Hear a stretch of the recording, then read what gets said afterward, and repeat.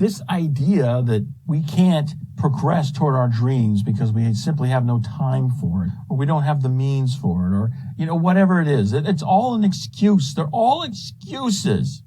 And as long as we keep accepting those excuses, accepting a standard that's far below the life we should be living, then that's what we're going to live. We're going to live a life far below the standard we should be living. And as I was saying before, if you'll just sit down and do the math, you'll realize that, you've got lots of time. You're just not using it appropriately. So let's say, you're going to sit down and do this. You've got 24 hours in a day, and let's say you want to sleep for 8 hours. Now, I happen to be a fan of Arnold Schwarzenegger, who believes that you don't need more than 6 hours of sleep in a night. But, at his objection, he gets people objecting to that. And, his counter to that is just, we'll just sleep faster. And I remember the first time I heard that, I was like, what are you talking about, man? How do you mean? What do you mean sleep faster? How do you do that?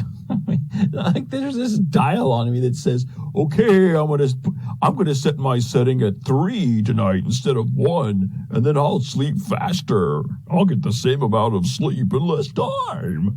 It doesn't work that way. I was confused when I first heard that, and it took a while for it to sink in.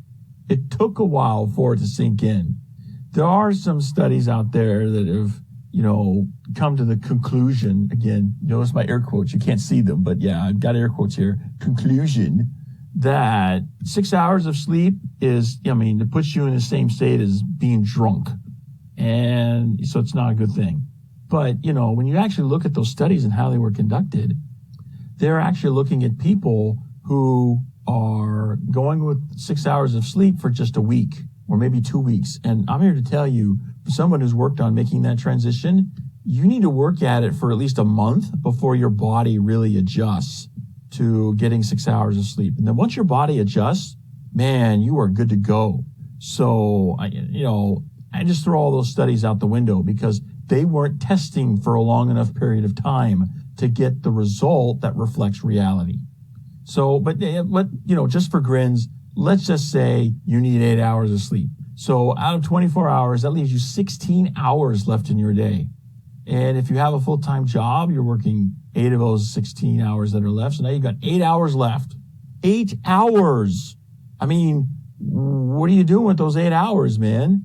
Okay, some of it may be spent, commuting to and from work, or, some of it's going to be spent at, taking care of yourself, getting dressed, that sort of thing. Some of it's going to be spent eating, preparing meals. But, even when you tack on all of the time that those items take, you're still left with a good 2-3 hours. So what are you doing with yourself? It just comes down to the point where it's like you don't want it bad enough, because those 2 or 3 hours you have left are at a time of day when your energy level is next to nothing. And so you're just like, yeah, it becomes really easy just to give in. But what if you were to wake up an hour early? You have an extra hour at the start of your day when you actually have more energy, and then you just go to bed an hour early to make up for that. So you can actually put yourself in a position to where you can do a little bit each day. And it doesn't really matter how much you do. You just need to be doing a little bit each day, always moving closer to making your dreams reality, moving yourself closer to becoming a person that is going to be more consistent with the person that's living your dream. Howdy peeps. I hope you enjoyed this clip from the Join the Journey radio program. And if you did, be sure to click subscribe so you can get more clips in the future. And be sure to check out the Join the Journey radio program broadcast every Wednesday night on the Join the Journey radio network. Find more information at jointhejourneyradio.com.